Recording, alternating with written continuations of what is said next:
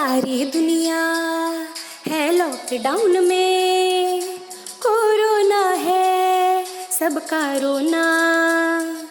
डरने वाली बात नहीं है, सावधानी हमको रखनी है। 1 मीटर की दूरी से ही बात है हम सबको करनी है। बच्चों आओ पढ़ो सभी, कोरोना से डरो नहीं। बच्चों आओ पढ़ो सभी, कोरोना से डरो नहीं। पढ़ना लिखना है सबको, आगे बढ़ना है सबको।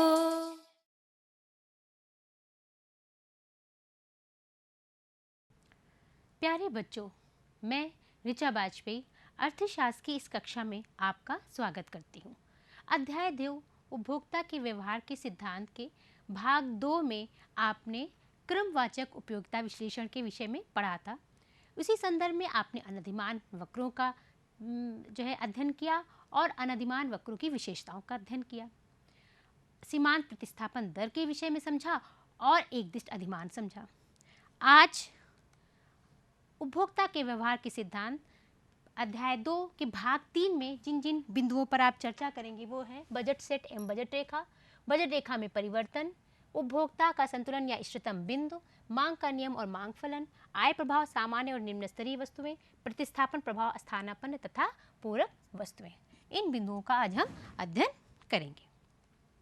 सबसे पहले बजट सेट। बच्चों, उपभोक्ता एक विवेकशील प्राणी है और विवेकशील प्राणी होने के नाते वो ज़्यादा से ज़्यादा संतुष्टि प्राप्त करना चाहता है। अधिक संतुष्ट प्राप्त करने के लिए वो अधिक से अधिक वस्तुएं खरीदना चाहता है। अधिक से अधिक वस्तुएं खरीदने की उसकी अपनी एक सीमा है। जैसे मान लीजिए आप बाज़ार जाते हो तो आपकी आय एक निश्चित होती है। आय इट मीन्स आपके पर्स में जितने पैसे होते हैं वो एक निश्चित होते हैं और बाज़ार में कीमतें भी निश्चित होती हैं।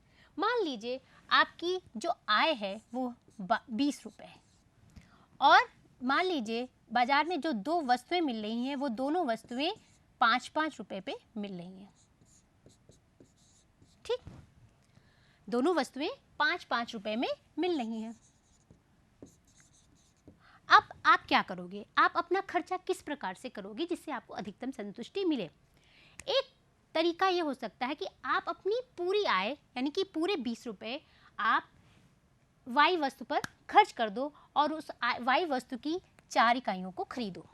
ठीक, कैसे? क्योंकि जैसे मान लीजिए आपकी आय 20 रुपये है और 20 रुपये आय को आप 5 रुपये वाली वस्तु खरीदते हैं तो आप उसकी अधिकतम कितनी इकाइयाँ खरीद सकते हैं? 4 इकाइयाँ। तो आपने अपनी पूरी आय वाई वस्तु पर खर्च कर दी और 20 रुपये आपने खर्च करके उसकी 4 इकाइयाँ खरीद ली। एक दूसरी स्थिति ये हो सकती है कि आप अपनी आय का कुछ भाग वाई वस्तु पर खर्च करें और कुछ भाग एक्स वस्तु को खरीदने पर भी लगाएं, क्योंकि उपभोक्ता अधिक से अधिक वैरायटी में भी वस्तुएं लेना चाहता है। तो एक दूसरा संयोग ये हो सकता है कि आप वाई वस्तु की 3 इकाइयाँ और एक्स वस्तु की कोई 1 इकाई खरीद लें, क्योंकि एक्स वस्तु भी आपकी 5 रुपये में ही मिल रही है। तो आप 5 रुपये इसमें और 15 रुपये इसमें खर्च करके अपना 20 रुपये अपनी आय खर्च कर दें। एक तीसरी स्थिति यह भी हो सकती है कि आप अपनी एक्स वाई वस्तु की 2 इकाइयाँ और एक्स वस्तु की भी 2 इकाइयाँ खरीदिए। तो आप देख रहे हो कि इस तरह से आप 10 रुपये इस पर और 10 रुपये इस पर खर्च करके अपनी आय को खर्च कर रहे हो। एक तीसरी स्थिति यह भी हो सकती है कि आप एक्स वस्तु की 3 इकाइयाँ और वाई वस्तु की 1 इकाई खरीदिए और अपनी पूरी की पूरी 20 रुपये अपनी आय खर्च कर दीजिए। एक पांचवी स्थिति यह भी हो सकती है कि आप एक्स वस्तु की ही 4 इकाइयाँ खरीद लीजिए और वाई वस्तु की कोई भी इकाई ना खरीदिए और इस तरह से वाई वस्तु की 0 और एक्स वस्तु की 4 इकाइयाँ खरीदिए। ये बजट सेट बनाते समय हम कुछ बातें मानते हैं कि जैसे कि उपभोक्ता की जो आय है वो दी हुई है, वस्तुओं की कीमतें दी हुई हैं और उपभोक्ता अपनी सारी की सारी आय खर्च कर लेता है, कुछ भी बचाता नहीं है। तो अगर आप ये देखें तो एक चीज़ जो सामने आती है जो बजट सेट का, बजट सेट उन सभी बंडलों का संग्रह है जिस पर उपभोक्ता विद्यमान बाजार कीमतों पर अपनी आय से खरीद सकता है। बजट सेट उन सभी बंडलों का संग्रह है जिसे उपभोक्ता विद्यमान बाजार कीमतों पर अपनी आय से खरीद सकता है।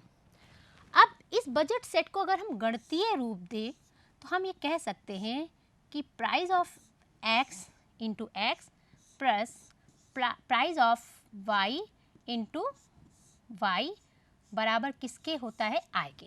अर्थात आप किसी भी एक्स वस्तु की कीमतों को अगर उसकी मांगी गई मात्रा से गुणा कर लें और वाई वस्तु की कीमतों उनकी मांगी गई मात्रा से गुणा करें, तो हमारा जो गुणनफलन का योग होगा वो हमारी क्या होगा, आय के बराबर होगा। अर्थात हम अपनी पूरी की पूरी आय खर्च कर देंगे। तो ये हो गए हमारे बजट सेट जो हम अपनी दी हुई आय और वस्तु की दी हुई कीमतों से बना सकते हैं। अब इन बजट सेट से को जब हम एक रेखा का रूप देते हैं तो हमें एक रेखा प्राप्त होती है जिसे हम बजट रेखा कहते हैं। जैसे जो हमने अभी पीछे तालिका में देखा कि अगर हम अपनी संपूर्ण आय को वाई वस्तु को खरीदने पर खर्च कर देते हैं तो हम वाई वस्तु की कितनी इकाइयाँ खरीद लेते हैं, 4 इकाइयाँ, और हम एक बिंदु होता है बी पे होते हैं। अगर हम अब वाई वस्तु की 3 और एक्स वस्तु की 1 इकाई खरीदते हैं तो हम बिंदु बी पर होते हैं। अगर हम वाई वस्तु की 2 और एक्स वस्तु की 2 इकाइयाँ खरीदते हैं और हम सी बिंदु पर होते हैं, और उसी तरह हम वाई वस्तु की 1 और एक्स वस्तु की 3 इकाइयाँ खरीदते हैं और हम डी बिंदु पर होते हैं। और एक स्थिति यह भी हो सकती है कि हम अपनी संपूर्ण आय को एक्स वस्तु पर खर्च कर दें और हम एक 5वें बिंदु अर्थात ई पर हों। अर्थात ये हमें कितने बिंदु मिले, ए बी सी डी और ई, और हम इन सभी बिंदुओं का जब मिलाते हैं तो जो हमें रेखा प्राप्त होती है उसी रेखा को हम बजट रेखा कहते हैं, और इसी रेखा को हम कीमत रेखा भी कहते हैं। और ये कीमत बजट रेखा, एक कीमत रेखा का जो ये गणितीय रूप है वो price of X into X price of Y to Y equal to M. ठीक, मतलब जो हम उन दोनों वस्तुओं की कीमतों को उनकी मांगी गई मात्रा से अगर गुणा करें तो वो किसके बराबर होगी, हमारे आय के बराबर होगी। और हम एक स्थिति यह भी हो सकती है कि हम हम एक परिकल्पना है कि हम इस बजट रेखा के अंदर किसी बिंदु पर होंगे, पर चूंकि हमने ये बात मानी है कि हम अपनी संपूर्ण आय खर्च कर देंगे, इसलिए हम बजट रेखा के नीचे किसी बिंदु का चयन नहीं करेंगे। और बजट रेखा का एक दूसरी स्थिति हो सकती है कि बजट रेखा के बाहर, तो बजट रेखा का बाहर एक बिंदु एच है, उस पर भी हम नहीं पहुंच सकते। क्यों नहीं पहुंच सकते, क्योंकि वो हमारी आय के बाहर का क्षेत्र है और जो हमारी आय नहीं है उस वस्तु को हम खरीदने में सक्षम नहीं है। तो ये जो बजट रेखा का जो ढाल है, बजट रेखा का जो स्लोप है वो क्या बताता है, बजट रेखा का स्लोप यह बताता है कि अगर आय हमारी स्थिर है, जो हमारी जो आय है वो स्थिर है, तो अगर हम एक्स वस्तु की मात्रा बढ़ाना चाहते हैं तो हम तभी बढ़ा सकते हैं जब वाई वस्तु की हम मात्रा घटाएं। इसीलिए जो बजट रेखा का ढाल है वो बाएं से दाएं नीचे की ओर जाता है।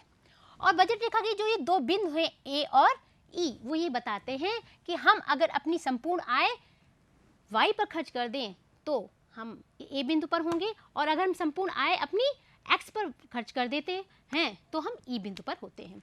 एम मतलब हमारी आय upon price of Y, M upon price of X. ठीक, तो तब हम अपनी उनकी इतनी इकाइयाँ खरीदने में सक्षम हैं।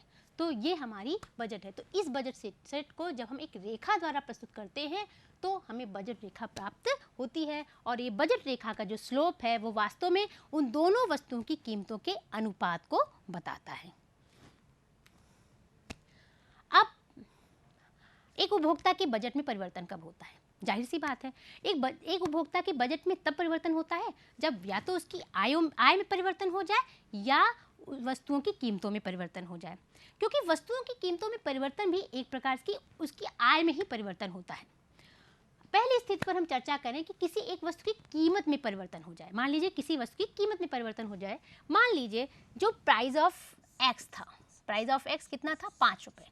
मान लीजिए प्राइस ऑफ एक्स गिर जाए और उसकी कीमत 4 रुपये हो जाए, अर्थात हमारे पास 1 रुपये बच जाएगा। ठीक, अब जो 1 रुपये बच जाएगा तो और वाई वस्तु की कीमत वैसी ही है, उतनी ही है, तो जो हमारा जो 1 रुपये बच जाएगा वो वास्तव में एक तरह से हमारी आय वृद्धि की तरह होगा। तो जो ये आय वृद्धि होगी वो क्या करेंगे, हम एक्स वस्तु की अधिक इकाइयाँ खरीदने में उसको खर्च करेंगे, और इसलिए जो एक्स वस्तु की जहाँ हम इतनी इकाइयाँ मान लीजिए खरीद पा रहे थे, अब हम कितनी इकाइयाँ खरीदेंगे, इतनी ज़्यादा। और जो बजट रेखा थी, जो बजट रेखा थी या कीमत रेखा थी वो अपनी दाहिनी ओर खिसक जाएगी। ठीक, उसी तरह अगर हमारी जो मान लीजिए प्राइस ऑफ एक्स था वो 5 रुपये था, अब उसकी जो कीमत है वो बढ़ करके 7 रुपये हो जाती है, तो यानी कि हमारी जो आय में क्या होती है, 2 रुपये कम हो जाता है। जाहिर सी बात है वाई वस्तु की कीमत उतनी ही है पर हमारी एक्स वस्तु महंगी हो जाती है। तो जब भी कोई वस्तु महंगी हो जाती है तो वो हम क्या करते हैं, उस वस्तु की जो है कम मात्रा खरीदना शुरू कर देते हैं या उस वस्तु की मात्रा को घटा देते हैं अगर हमारी आय में कोई परिवर्तन नहीं हुआ है। तो हमारी जो बजट रेखा या कीमत रेखा है वो क्या होगी, अपने बाएं तरफ शिफ्ट हो जाएगी, क्योंकि हम उसकी कहाँ पहले इतनी मात्रा खरीद पा रहे थे, अब उस वस्तु की कम मात्रा खरीद पाएंगे और वो x से हट करके OX2 पर पहुंच जाएगी। एक स्थिति। अब हम यही बात वाई गुड्स के लिए इस संदर्भ में भी समझ सकते हैं।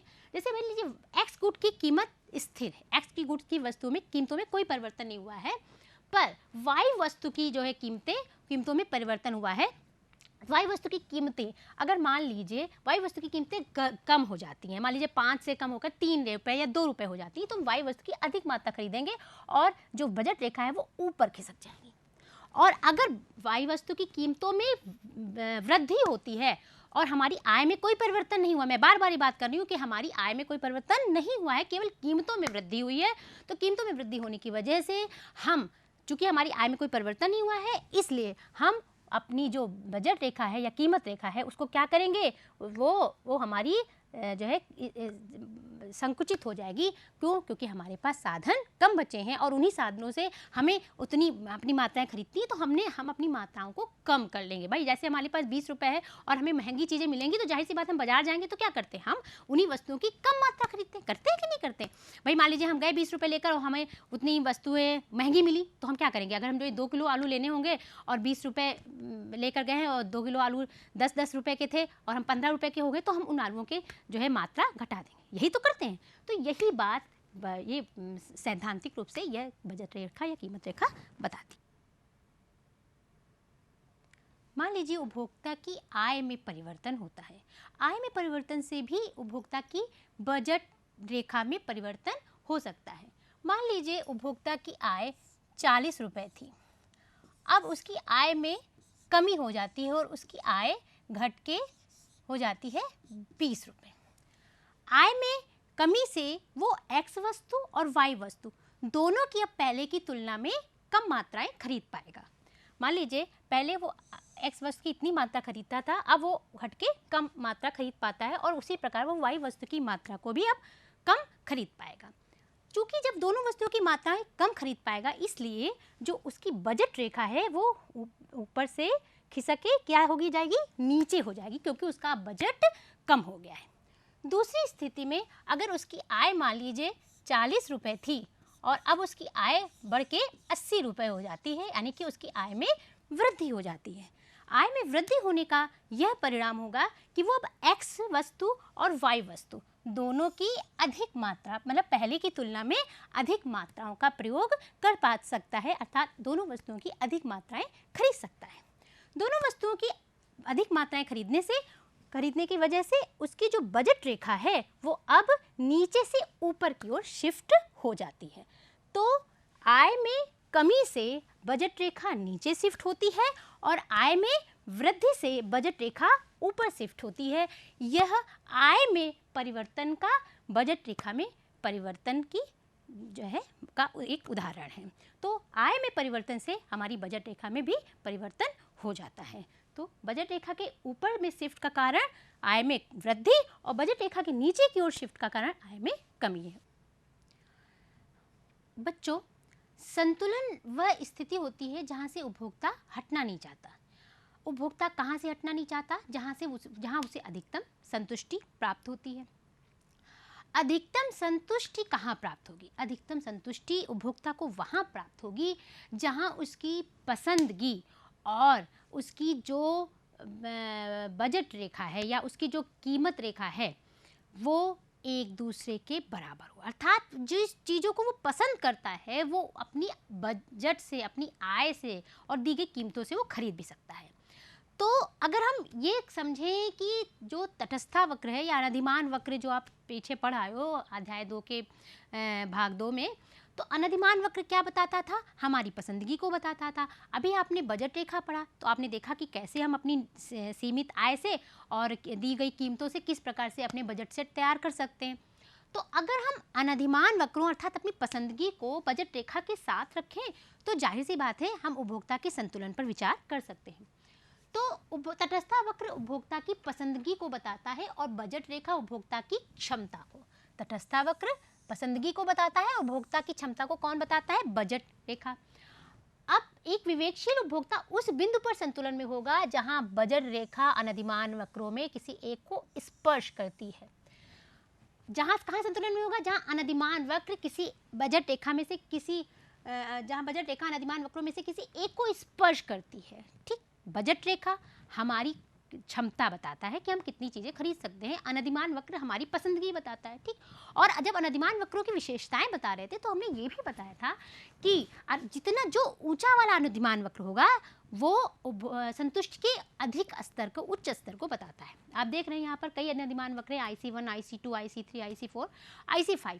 तो जाहिर सी बात है IC1 से IC2 पे तो संतुष्टि ज़्यादा मिल रही है, IC3 में उससे ज़्यादा, IC4 में उससे ज़्यादा और IC5 में उससे ज़्यादा। एक उपभोक्ता जाहिर सी बात है वो ज़्यादा से ज़्यादा संतुष्टि प्राप्त करना चाहता है, परंतु उसकी अपनी एक सीमा है और वो सीमा क्या है? वो हमारी बजट रेखा है, हमारी कीमत रेखा है। तो हमारी जो बजट रेखा है वो इन अनधिमान वक्रों को किसको स्पर्श कर रहा है, किसको टच कर रहा है? तो वो हमारे IC3 जो है अनधिमान वक्रों को टच कर रहा है। मतलब कि हम अपनी जो वर्तमान आय है उस आधार पर हम कौन सी पसंद की कौन से सेट को खरीद सकते हैं, तो वो है IC3। IC3 के Q1 बिंदु पर हम कह सकते हैं कि उपभोक्ता को अधिकतम संतुष्टि प्राप्त हो रही है। क्यों अधिकतम संतुष्टि प्राप्त हो रही है? क्योंकि अगर हम बजट रेखा या कीमत रेखा के संदर्भ में देखें तो यद्यपि कि बजट रेखा और कीमत रेखा इस अनधिमान वक्र को भी स्पर्श कर रही है, किंतु सबसे ऊंचा वाला अनधिमान वक्र क्या है? IC3। मतलब बजट रेखा RSTH को भी स्पर्श कर रही है, पर वो IC1 और IC2 अनधिमान वक्र है जो कि IC3 के कंपैरिजन में नीचे है। इसका मतलब उनमें संतुष्टि का स्तर IC3 के कंपैरिजन में कम है। इसलिए इन तीनों के कंपैरिजन में क्यों ही वह बिंदु ऐसा होगा जहां उपभोक्ता को अधिकतम संतुष्टि प्राप्त हो रही है। और आप जानते हो उपभोक्ता एक विवेकशील प्राणी है और ये जो उपभोक्ता के संतुलन या इष्टतम चयन की कुछ मान्यताएं भी हैं जिनको आप नोट कर सकते हैं कि सबसे पहली बात, उपभोक्ता एक विवेकशील प्राणी है। दूसरी बात है कि उसकी कीमतें दी हुई हैं, आय दी हुई है, पसंदगी दी हुई है और जो वस्तुएं हैं वो पूर्णतया विभाज्य हैं। तो इन स्थितियों में, इन मान्यताओं के अंतर्गत वास्तव में क्यों ही बिंदु ऐसा है जहां उपभोक्ता अधिकतम संतुष्टि प्राप्त करता है। इनके बावजूद भी कुछ शर्तें हैं कि जो संतुलन बिंदु है, जो संतुलन बिंदु हो वहां पर क्या होना चाहिए? संतुलन बिंदु पर जो बजट रेखा हो वो अनधिमान वक्र पर क्या हो? स्पर्श रेखा हो। दूसरा होना चाहिए बिंदु कि जो संतुलन बिंदु पर MRX for Y equal to किसके होने चाहिए? प्राइस ऑफ X और प्राइस ऑफ Y होना चाहिए। और तीसरा है जो संतुलन का है वो जो संतुलन बिंदु पर जो अनधिमान वक्र वो कैसा होना चाहिए? कॉन्वेक्स होना चाहिए। ये 3 शर्तें होनी चाहिए। 3 शर्तें मतलब जो बजट रेखा हो वो अनधिमान वक्रों पर स्पर्श रेखा हो। अनधिमान वक्रों पर स्पर्श रेखा का मतलब होता है जो अनधिमान वक्र का जो ढाल हो और जो बजट रेखा का ढाल हो वो एक समान हो।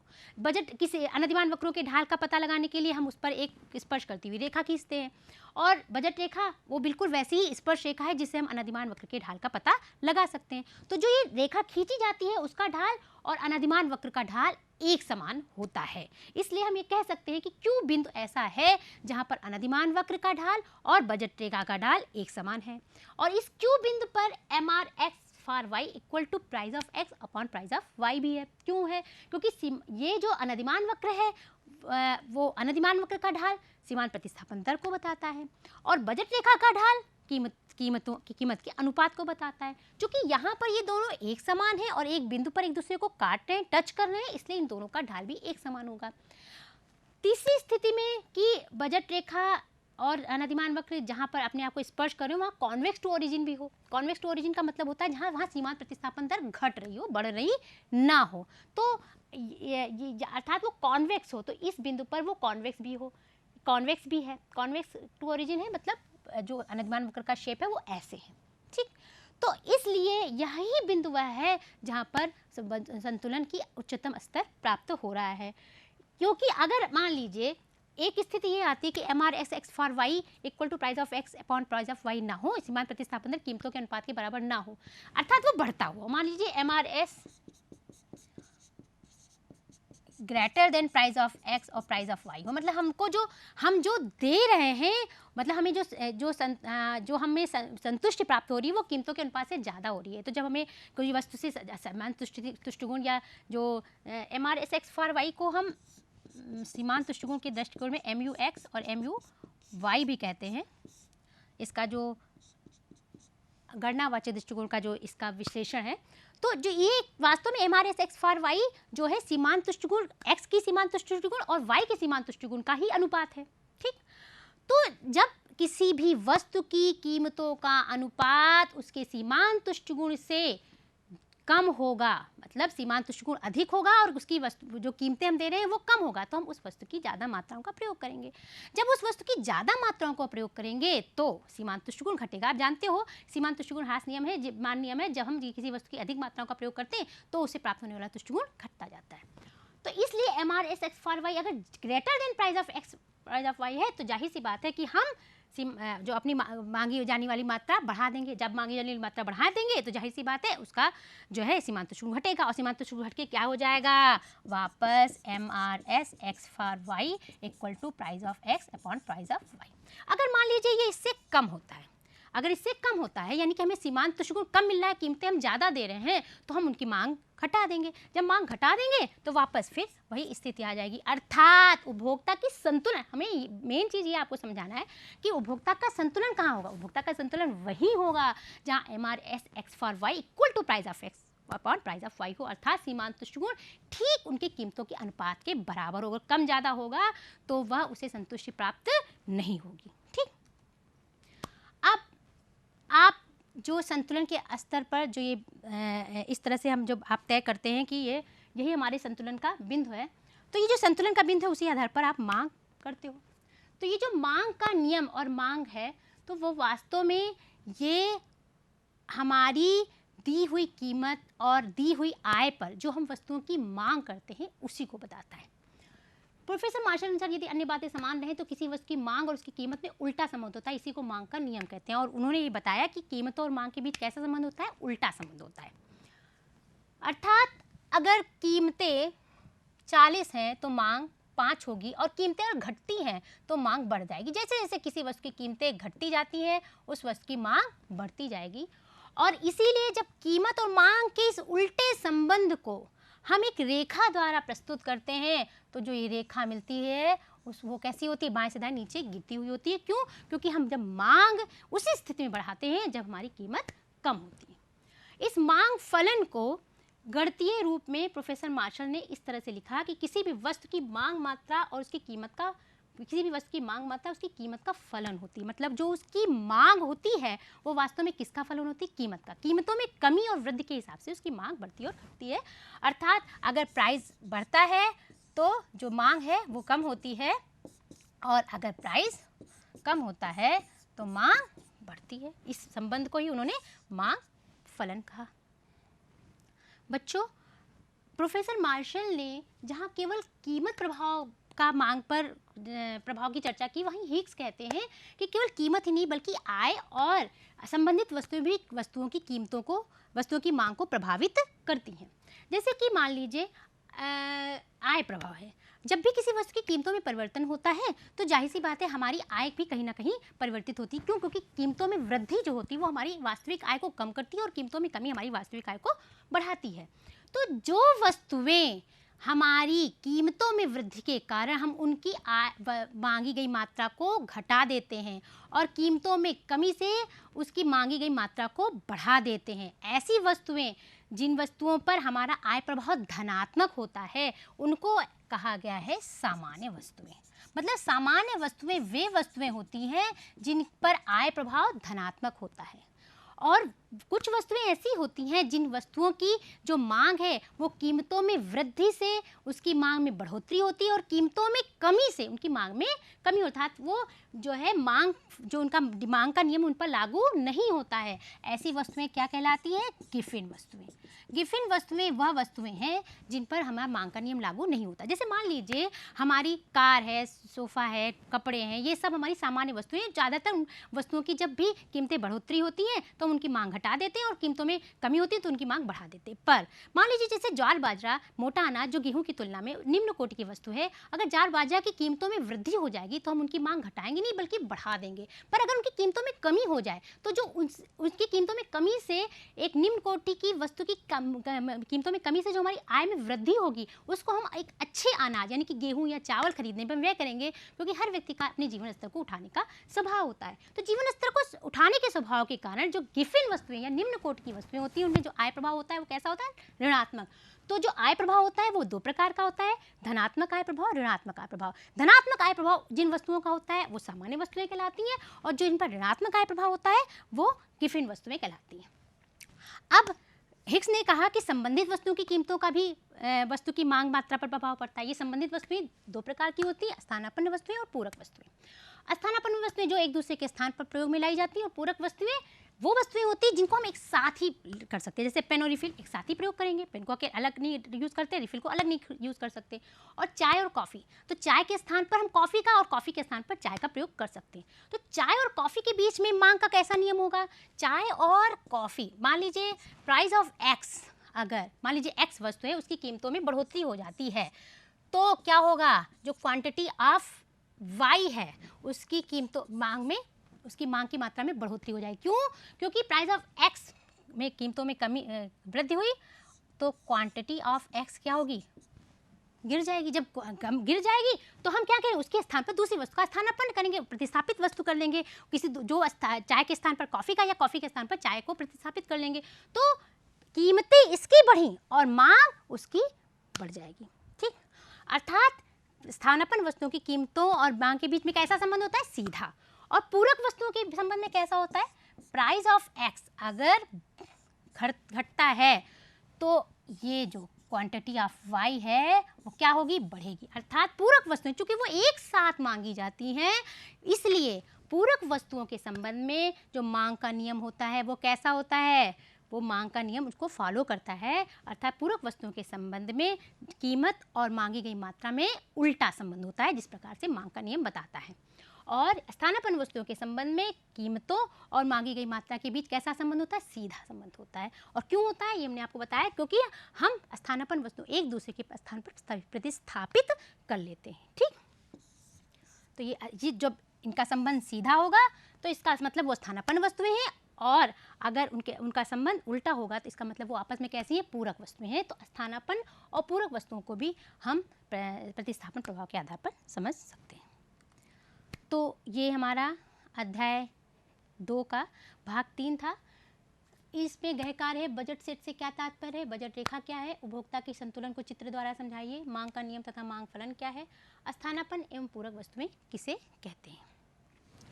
बच्चों, ये जो आज आपको पाठ पढ़ाया गया उससे संबंधित पाठ्य सामग्री या अभ्यास कार्य के लिए आप अपने मोबाइल फ़ोन पर दीक्षा एप्लीकेशन डाउनलोड कर सकते हैं, और दीक्षा एप्लीकेशन आप गूगल प्ले स्टोर पर जाकर आसानी से इंस्टॉल कर सकते हैं। आज के इस लेक्चर को आप अपने यूट्यूब चैनल पर भी जब चाहें तब आप देख सकते हैं। धन्यवाद।